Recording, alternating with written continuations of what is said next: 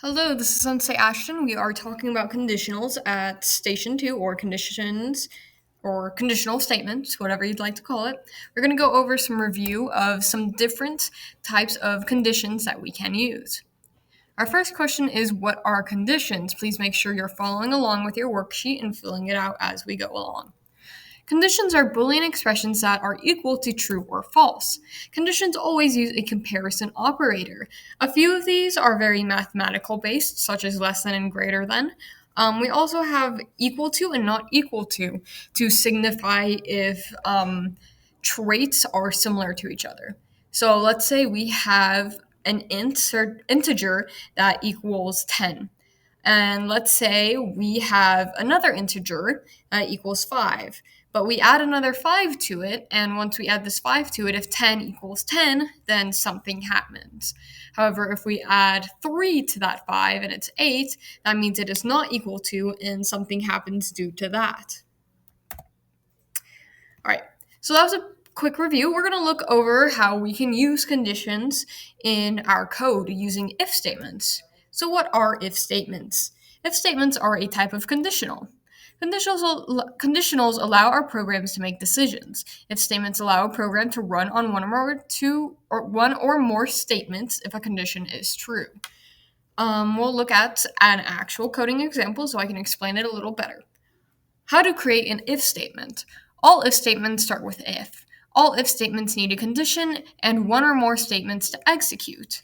For example, if condition is true, if we have a condition sitting there that does not have equals true or does not have an exclamation mark in front of it to signify it being not true, it just simply means the condition is true.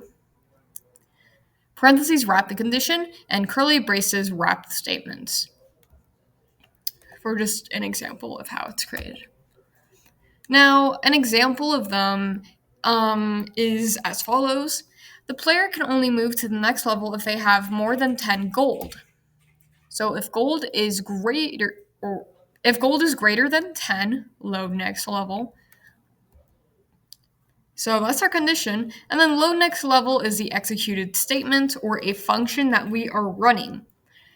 Within our if statements, we can have a variety of things happen, such as different text popping up, or a function changing the game, or our player themselves changing. However, in this case, we'll be mainly looking at hypothetical functions, such as loading a new level. So, in this case, gold is greater than 10. So, if gold equals 11, it'd be true. If gold is 9, it would not be true. And in cases where we have conditions that do not meet the requirements for our very first one in the if statement, we have if-else statements. If-else statements are another type of conditional. They allow a program to run one or more statements if a condition is true and false. So I'll give you 1 second to write that down. Okay, so we want to use it too. To create it, we need to start it with an if statement. And then after the if statement, we're going to type else and whatever else we need. So if we have a condition, let's say this condition is true, but we want something to happen when it's false, we'll have the else statement there to hold whatever we need to happen if the condition is false.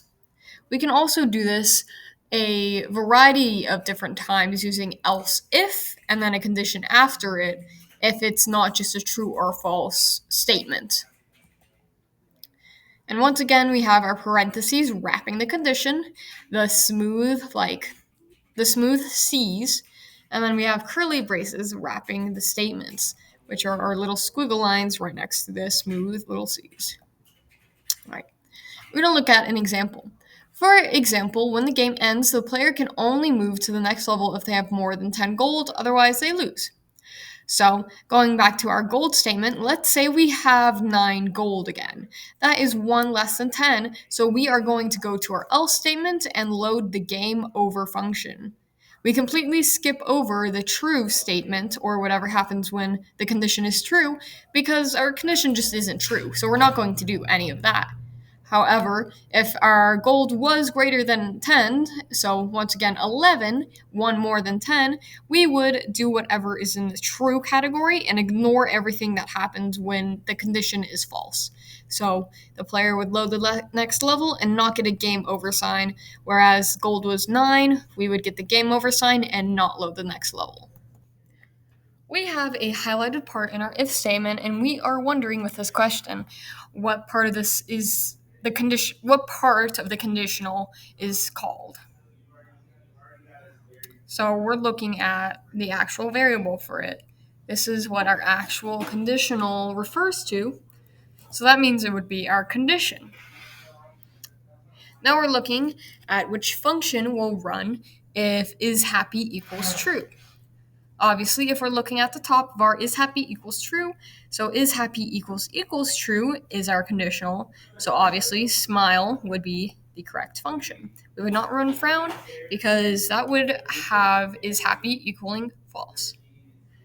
All right, that's the end of the presentation. If you need to, go back and rewatch or ask a sensei for help.